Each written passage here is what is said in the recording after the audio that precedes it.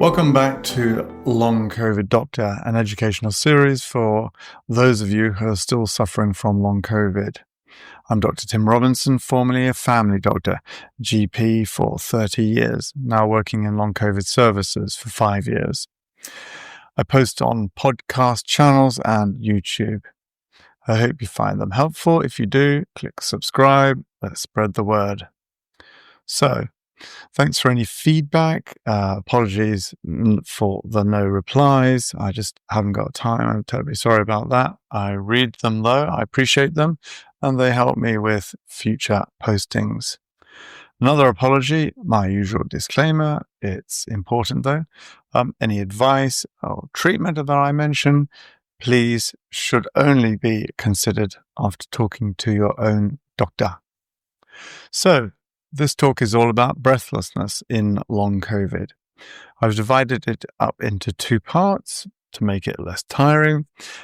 So in part 1, I'll talk about the symptoms and what you're actually experiencing, and then lead on from that to the causes. In part 2, I'll cover the treatments and strategies of how to deal with breathlessness in long COVID. So here we go, breathlessness in long COVID. What are our patients experiencing? What are our patients telling us in the clinics that I work in? So basically, breathlessness is shortness of breath, being out of puff. Need to basically stop and catch your breath. The need to stop, and when you're walking upstairs, for example, or even just walking out on the flat, stopping to catch your breath. Breathlessness could result in a sort of a rapid, shallow breathing, a gaspiness or wheeziness, or a rattling in the chest itself. There may even be sort of a dry cough. The chest may feel tight. It may feel heavy. It may feel sort of encased. There may be a feeling of suffocation, which obviously is a worrying sensation. Our patients are saying that they actually sort of actively have to take a deep breath in. It's an effort. It's an effort to actually expand the lungs.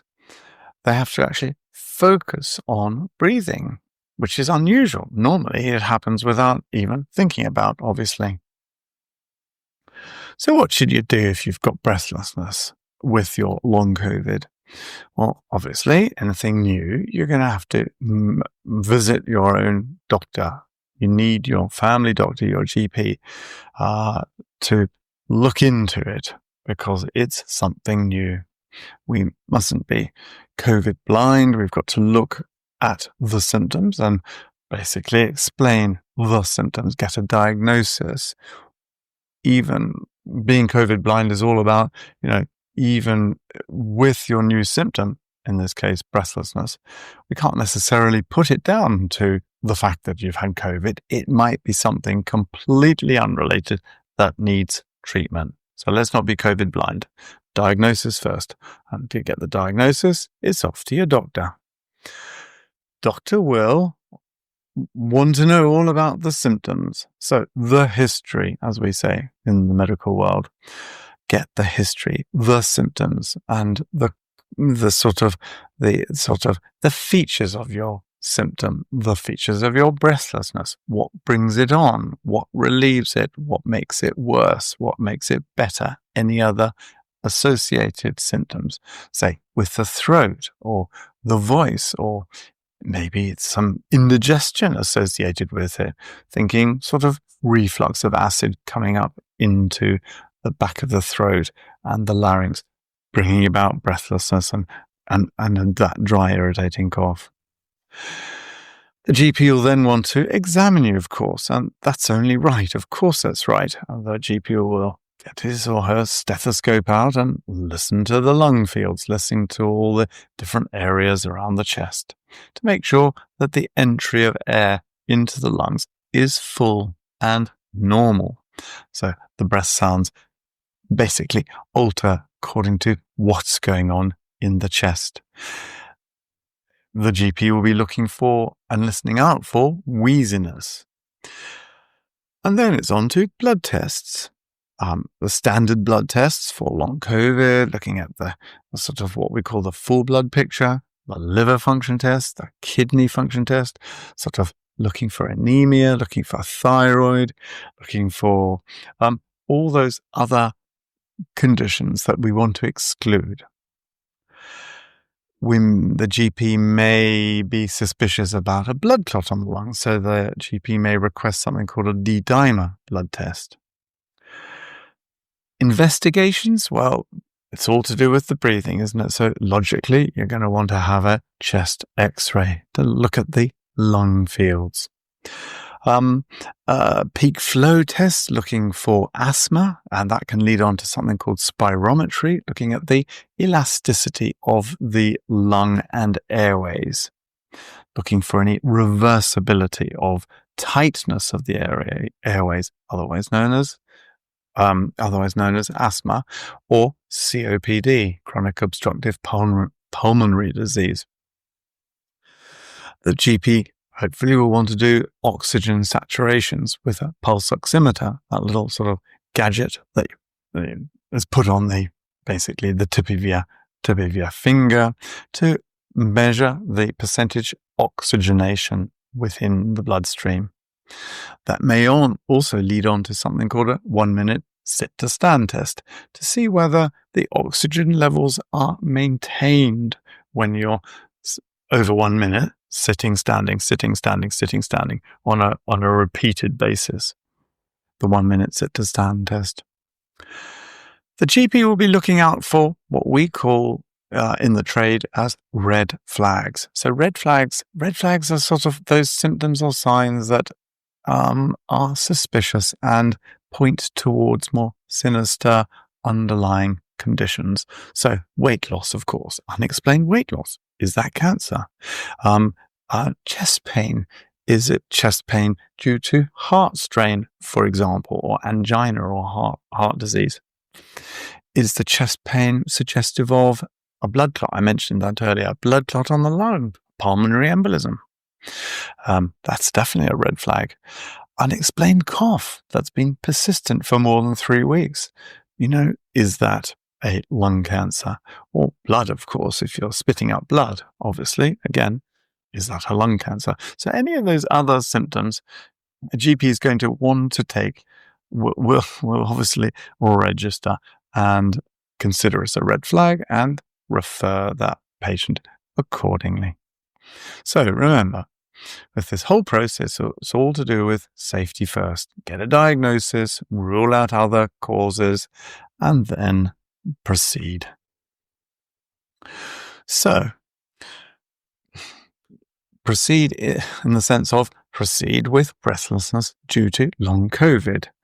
So, what are the causes? That leads us on to asking, well, what brings about breathlessness in long COVID? Why are long COVID patients getting breathless? Why have they, following on from the acute initial infection with COVID, why are they breathless still?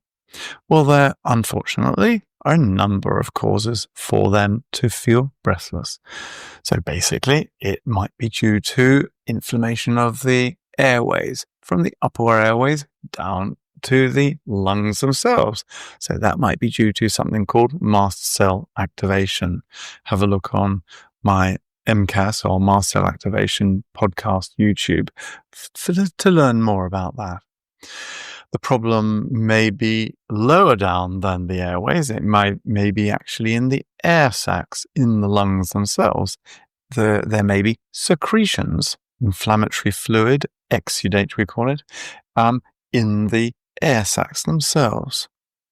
Those secretions would then obstruct passage of air from the what we call the lumen of the sac in across the wall and into the bloodstream. The wall of the alveoli may be damaged or inflamed. So again, that's an obstruction to normal passage of oxygen across that air sac alveolar wall. Then there may be problems with the blood vessels that surround the alveoli. So what we call the capillary bed. So when oxygen has gone across the capillary wall of the across the alveolar wall into, it should then go across the capillary wall, blood vessel wall, and then into the blood, oxygenate the blood, and taken around the body. So if the capillary bed, those little minor blood vessels that surround the alveoli, the AF sacs, are damaged in any way, then that's going to be an obstruction to passage of oxygen into the bloodstream. So what can happen? Well, inflammation, of course. Long COVID is all to do with inflammation, isn't it? That can cause problems with the capillary bed, but also microthrombi, those little minor blood clots, minuscule blood clots that can be anywhere in the body. There may be quite a few of them around inside the lung, in the lungs, and the capillary bed, the blood vessels. So that's going to cause breathlessness because you're not getting enough oxygen into the circulation.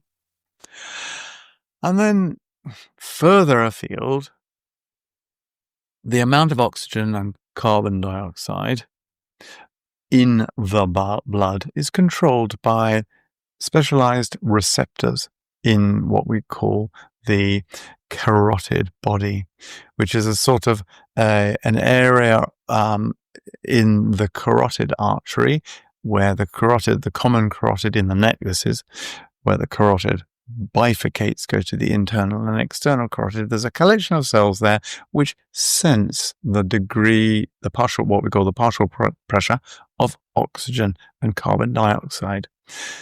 Those cells then send signals to the brainstem. So if there's damage of that carotid body, then that's going to cause a sort of incorrect oxygenation, and then that will cause breathlessness. And then leading on from that, I've already given you a hint.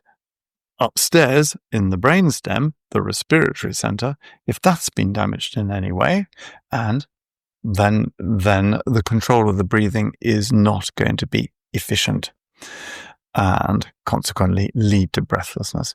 And that can happen with dysautonomia, dysfunction of the autonomic nervous system, of which there are lots of causes for that. Again, listen to or watch my dysautonomia recent update on that.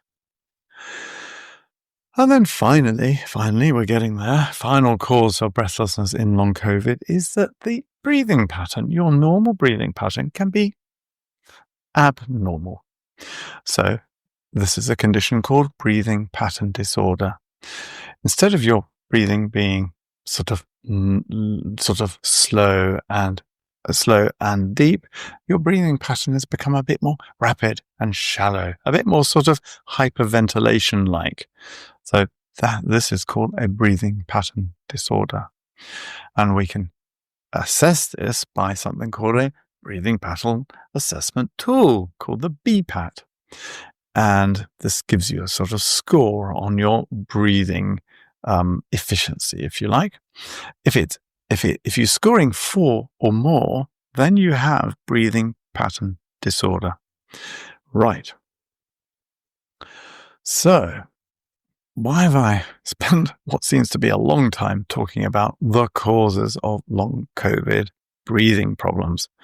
Well, I've done that intentionally because it does help you, the patient, for your sort of validation.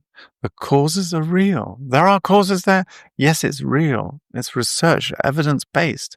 It's not imagined. No, it's not all in your head. It helps you with your acceptance because your understanding brings peace of mind. Therefore, as a consequence, it's less of a worry. There are less niggles going on in your mind. What's happening? Why am I breathing like this? And it also helps you rationalize the logic behind how you're going to manage that breathlessness. And also gives you an idea of some expected outcomes. So that's why I've sort of gone on about the causes and sort of trying to really explain it in detail in as simple language as possible the causes of long COVID breathlessness. So that brings me to, because there's been a lot of information there, that brings me to the end of my talk. It's part 1 of this talk called Breathlessness in Long COVID. And, what you're experiencing and their causes. In part 2, I'll talk about how we're going to tackle them, the treatments, the strategies. So, see you there. All right. See you then. Bye.